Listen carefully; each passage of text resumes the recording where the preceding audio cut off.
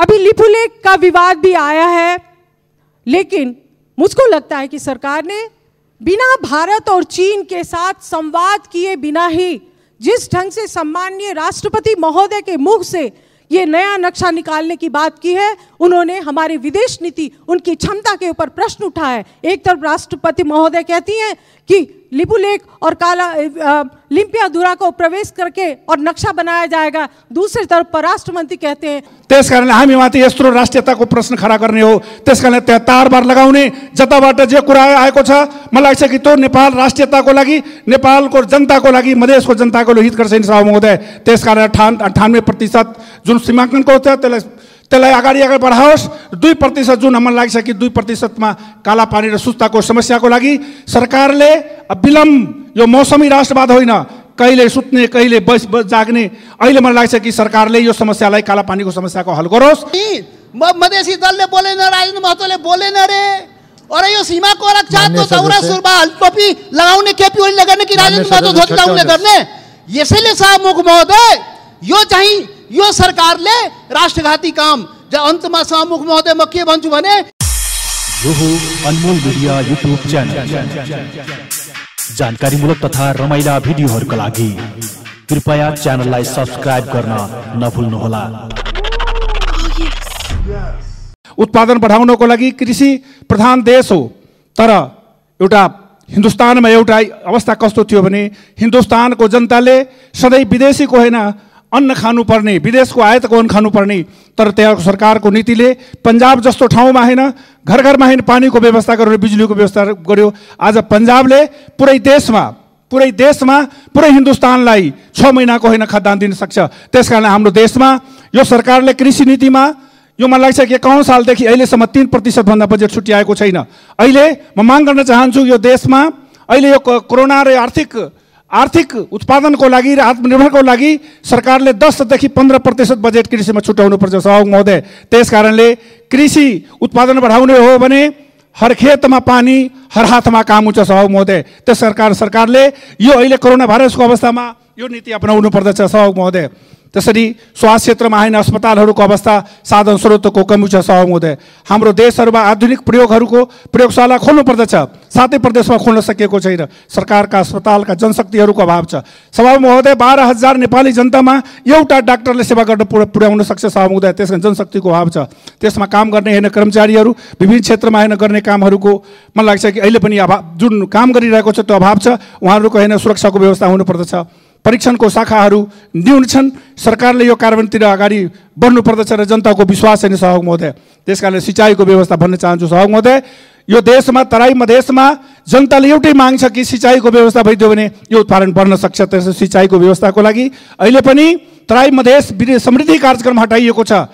मधेसलाई हेर्ने दृष्टिकोण तराई मधेसलाई यो सरकारले किन हटाइएको छ म भन्न चाहन्छु। यो बजेटको व्यवस्था होस्। त्यसरी नै सिँचाइबाट विभेदपूर्ण नीति ल्याएको छ, जुन कि अहिले पनि यो देशमा जग्गा जहाँ छ त्यहाँ सिँचाइको व्यवस्था भइरहेको छैन। 900 डिप बोर्डिङ छ, अहिले पनि त्यो डिप बोर्डिङहरू 10 वर्षदेखि होइन सञ्चालनमा छैन सहयोग महोदय। नदी नियन्त्रणको अवस्था त्यस्तै बराबर छ। सबभन्दा चुरे क्षेत्र होइन, मधेसको लाइफ लाइन हो, चुरे क्षेत्रमा होइन दोहन भइरहेको छ। सरकारले विगतमा 150 खोज बनाउने होइन त्यहाँ पानी स्टोर गर्ने कुरा राख्यो, त्यसपछि बजेटमा हटाइएको छ। म भन्न चाहन्छु यी हुलाकी सडक, यी हाम्रा मधेसका होइन लाइफ लाइन हुन्, यी हुलाकी सडकको निर्माणमा होइन सरकारको प्राथमिकता परेको छैन। निजगढको होइन विमान अस्पतालहरू बनाउनको लागि सहयोग महोदय यो सरकारले गम्भीरता साथ मलाई लाग्छ कि निजगढ विमानस्थल निर्माण गर्नको लागि यथेष्ट बजेटको व्यवस्था विगतदेखि हामी सुन्दै आएको छौँ गरोस्। पर्यटन क्षेत्र सम्बन्ध सहयोग महोदय प्रभावित भएको छ। यो पर्यटन क्षेत्रमा होइन 240 अरब रुपियाँभन्दा बढीको रकमको कारोबार छ। सरकारले यसबाट राजस्व पाउने थियो। 10 लाख मजदुरहरू होइन यसमा प्रभावित भएको छ। त्यसकारणले 6 महिनासम्म यसरी अवस्था रह्यो भने देशको अवस्था के हुन सक्छ सहयोग महोदय? सकेला सहयोग महोदय। त्यसकारणले यो देशमा यो काला पानीको बारेमा यो देशमा मौसमी राष्ट्रवाद छ सहयोग महोदय। हामी चाहन्छौँ नेपालको कुनै पनि भूभागमा या काला पानी होस् या सुस्ता होस्, तराई मधेसको सीमामा कुनै प्रकारको भूमिमा हामी नेपाली जनताले 1 इन्च जमिन पनि हामी कुनै देशलाई हामी छोड्नेवाला छैन। कहीँ मिचिन्छ भने त्यसको लागि हामी सबै नेपाली जनता, नेपालका सम्पूर्ण राजनीतिक पार्टीहरू सरकार एक ठाउँमा भएको अवस्थामा सरकारले यो कालापानीको समस्या किन समाधान गर्न सकिरहेको छ? सभामुख महोदय, म भन्न चाहन्छु यो देशमा जुन अहिले दुईटै देशको सहमति बनेको छ, 98% सहमति भइसकेको विषयमा दुईटै देशले हस्ताक्षर किन गर्दैन? अनि तराई मधेसलाई कोरोनाको नाउँमा पुलिस प्रशासनको त्यहाँ उपस्थिति होस्। हामी चाहन्छौँ भारतमा बस्ने नागरिकहरू, विदेशमा बस्ने नागरिकहरू नेपालमा आओस्, त्यसलाई क्वारेन्टाइनको माध्यमबाट व्यवस्था गरोस् सभामुख महोदय। तर यो सरकारबाट सृजित समस्या हो। हामी भन्न चाहन्छौँ 58% तराई मधेसको भूभागमा त्यहाँको मधेसी जनताहरूले खुन बगाउँछ, पसिना बगाउँछ, हामी त्यहाँ लड्छौँ। त्यस कारणले हामी माथि यत्रो राष्ट्रियताको प्रश्न खडा गर्ने हो। त्यस कारणले त्यहाँ तारबार लगाउने, जताबाट जे कुरा आएको छ मलाई लाग्छ कि त्यो नेपाल राष्ट्रियताको लागि, नेपालको जनताको लागि, मधेसको जनताको हितकर छैन सभामुख महोदय। त्यस कारण 98% जुन सीमाङ्कनको छ त्यसलाई अगाडि बढाओस्। 2% जुन मलाई लाग्छ कि 2%मा कालापानी र सुस्ताको समस्याको लागि सरकारले विलम्ब, यो मौसमी राष्ट्रवाद होइन, कहिले सुत्ने कहिले जाग्ने, अहिले मलाई लाग्छ कि सरकारले यो समस्यालाई, कालापानीको समस्याको हल गरोस्। उच्च स्तरीय समितिबाट यो कालापानीको समस्या समाधान गर्नुपर्छ सभामुख महोदय। ये सुनकोशी मरीन ड्राइव को हटाकर सुनकोशी कमला सिंचाई परियोजना लाया जाए। मैं निजगढ़ की बात कर रही हूँ सभामुख महोदय। क्या सरकार को पता नहीं है कि निजगढ़ के मामले में सर्वोच्च अदालत में मुद्दा चल रहा है? जब कोई मुद्दा विचाराधीन है तो उसको इस संसद में उठाने की हिम्मत कैसे सरकार ने की? क्या सरकार ने सर्वोच्च अदालत को ललकारा है या फिर सर्वोच्च अदालत को दबाव में डाला है? साथ ही सभामुख महोदय, बहुत सारी बातें, लेकिन सत्य निरूपण तथा मेल मिलाप आयोग जिसके कारण आज भी शांति प्रक्रिया अधूरी है और लोग अटके हुए हैं, बेपत्ता व्यक्ति के संबंध में जो विधेयक है वह कानून का रूप नहीं ले पाया है, जिसके कारण शांति प्रक्रिया अधूरी है। शांति प्रक्रिया सरकार कब पूरी करेगी? उस बात को क्यों छोड़ा गया है? क्या यह विपक्षी दल के दमन के लिए किया गया है या पार्टी के आंतरिक लोगों को एक छड़ी दिखा के और नियंत्रण में रखने के लिए इस बात को छोड़ा गया है? इसके बारे में मैं ध्यानाकर्षण कराती हूँ। अभी लिपुलेख का विवाद भी आया है, लेकिन मुझको लगता है कि सरकार ने बिना भारत और चीन के साथ संवाद किए बिना ही जिस ढंग से सम्माननीय राष्ट्रपति महोदय के मुख से ये नया नक्शा निकालने की बात की है, उन्होंने हमारी विदेश नीति, उनकी क्षमता के ऊपर प्रश्न उठाया है। एक तरफ राष्ट्रपति महोदय कहती हैं कि लिपुलेख और लिम्पियाधुरा को प्रवेश करके और नक्शा बनाया जाएगा, दूसरी तरफ परराष्ट्र मंत्री कहते हैं कि संविधान ही बाधक है।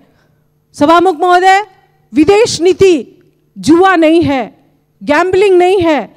वहां पर आप अपने दो छिमेकी देशों के साथ बात कर रहे हैं। इसी यहाँ त्यसमा नीति कार्यक्रममा संविधानको कुरा पनि गरा, एकदम बडा राम्रो संविधान बनाएको छ। अहिले उहाँ सत्तापक्षका सांसदले पनि भन्नुभयो। अनि त्यो संविधान बनाएर आफ्नो पिठी आफै थपथपाउने, यो मुलुकको 7औं संविधान बनाउनु भएछ। जनताको प्रतिनिधिबाट बनाए भनेर गणितको आधारमा संविधान घोषणा गर्नुभयो। कुन आधारमा कसरी घोषणा गर्नुभयो हामी सम्पूर्ण नेपालीलाई थाहा छ।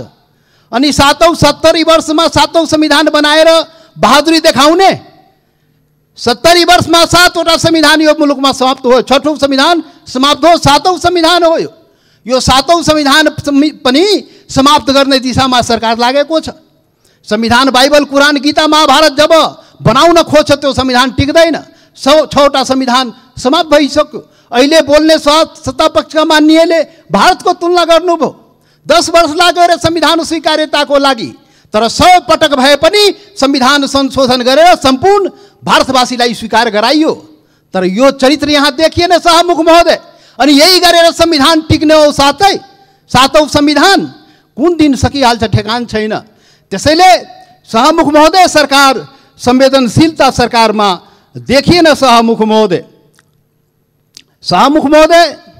राजनीतिक स्थायित्वको कुरा पनि यो नीति कार्यक्रममा लेखा छ। मैले भने नि काम कुरो एकातिर, राजनीतिक स्थायित्व कुरा गर्ने र रातारात चाहिँ अध्यादेश ल्याउने, अस्थिरता पैदा गर्ने, लोकतन्त्रलाई कमजोर गर्ने, अनि के हो यो? यसबाट स्थायित्व थोरै हुन्छ।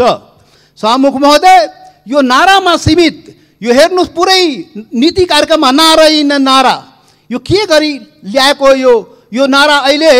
अहिले चाहिँ कुनै चुनावको घोषणा त भएको छैन। तर यो चाहिँ नीति कार्यक्रम हेर्दाखेरि त चुनावी घोषणा, यो नेकपा मालेको चुनावी घोषणा पत्र पो वाचन भए जस्तो देखियो त। सभामुख महोदय, यसले चाहिँ अहिलेको आवश्यकतालाई पुरा गर्दैन। यो चाहिँ सुखी नेपाली समृद्ध नेपाल खोइ दृष्टिकोण त, खोइ गन्तव्य, खोइ लक्ष्य, खोइ कार्यक्रम त। त्यो नारा दिएर खालि हुन्छ? नारा दिएर हुनेवाला छैन। संघीयताको कुरा गर्छ, संघीयताले कमजोर पार्ने काम गर्छ, प्रदेशलाई अधिकार दिँदैन, बजेट दिँदैन, कर्मचारी दिँदैन, अनि संघीयतालाई बलियो पार्ने, यसरी बलियो हुन्छ संघीयता।